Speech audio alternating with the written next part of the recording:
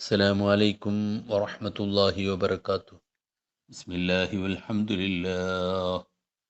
الصلاة والسلام عليك يا سيدنا يا رسول الله. خذ بأيدينا قلت حيلتنا أدركنا وآل كل والصحابة أجمعين. ഏറ്റവും പ്രിയപ്പെട്ട സഹോദരി സഹോദരന്മാരെ, മാന്യ ശ്രോതാക്കളെ, അള്ളാഹു ജല്ല ജലാലുഹു അവനെയും അവൻ്റെ ഹബീബിനെയും അദമ്യമായി സ്നേഹിക്കുന്ന ഖൽബ് അള്ളാഹു നമുക്ക് ഓശാരമായി നൽകുമാറാവട്ടെ. അള്ളാഹു സ്നേഹിച്ചതിനെ സ്നേഹിക്കാനും അവൻ വെറുത്തതിനെയും നിന്ദിച്ചതിനെയും വെറുക്കാനുമുള്ള മനസ്സ് അള്ളാഹു നമുക്ക് നൽകുമാറാവട്ടെ. പ്രിയപ്പെട്ടവരെ,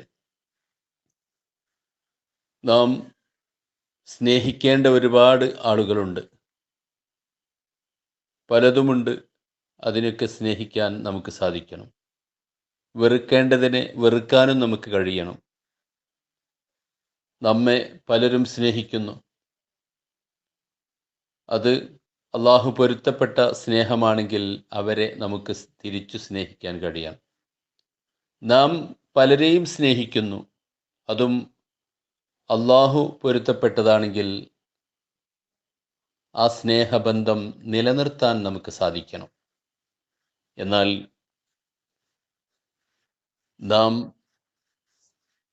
അള്ളാഹു വിലക്കിയ സ്നേഹത്തിലാണെങ്കിൽ അതിൽ നിന്ന് പൂർണ്ണമായും ഒഴിവാകൽ നമ്മുടെ ആഖിറത്തിന് വളരെ നിർബന്ധമായിരിക്കും. അതേപോലെ തന്നെ നമ്മുടെ ദുനിയാവിൻ്റെ നല്ല ജീവിതത്തിനും അത് അനിവാര്യമായിരിക്കും.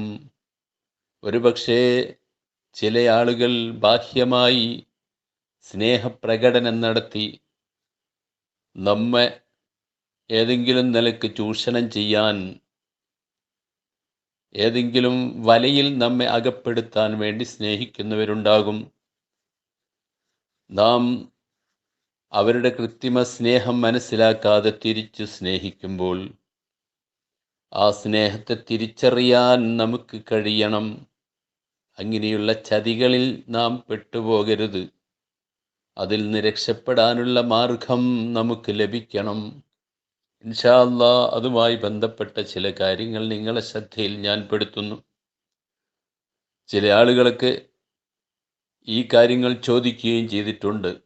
ഞാൻ ആത്മാർത്ഥമായി ഒരാളെ സ്നേഹിക്കുന്നുണ്ട്, പക്ഷേ അയാൾ ഇങ്ങോട്ട് തിരിച്ച് ആത്മാർത്ഥമായ സ്നേഹമില്ല. ആ ബന്ധം ഒഴിവാകാൻ ഞാൻ എന്താണ് ചെയ്യേണ്ടത്? ഇത് പലർക്കുമുള്ള പ്രശ്നമാണ്. ആത്മാർത്ഥമായി നാം ചിലരെ സ്നേഹിക്കും, പക്ഷേ തിരിച്ച് അവരിൽ നിന്ന് ആത്മാർത്ഥമായ സ്നേഹമുണ്ടാവുകയില്ല.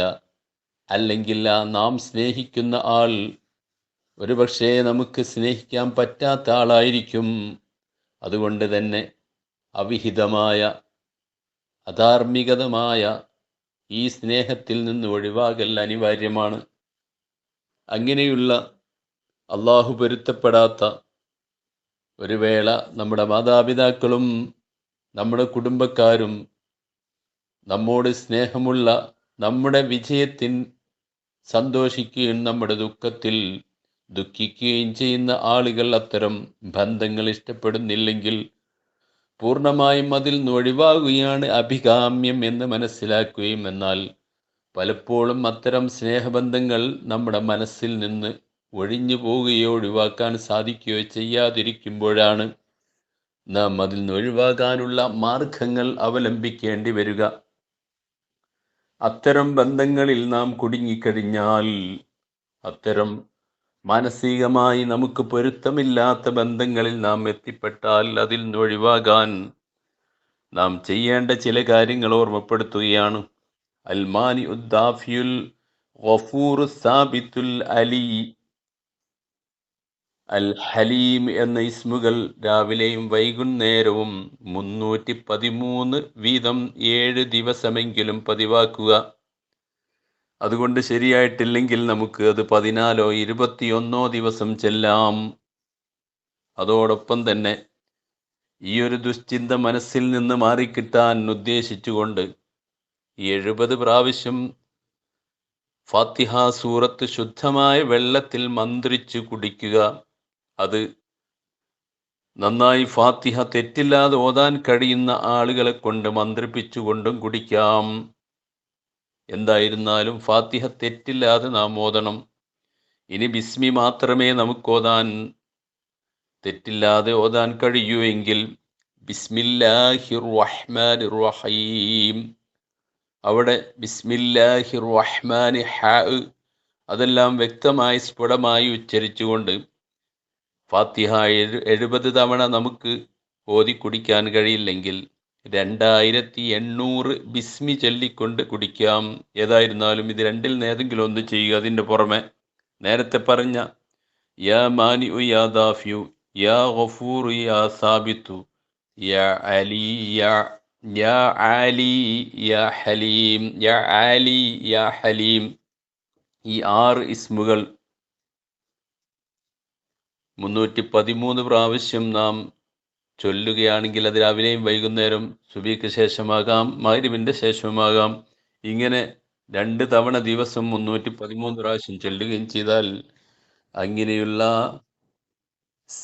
ആവശ്യമില്ലാത്ത സ്നേഹബന്ധങ്ങൾ ഒഴിവാക്കാനും മനസ്സ് ശുദ്ധമാക്കാനും ഇത് മതിയാകുമെന്ന് ഓർമ്മപ്പെടുത്തുന്നു അല്ലാഹു റബ്ബുൽ ഇസ്സത്ത്.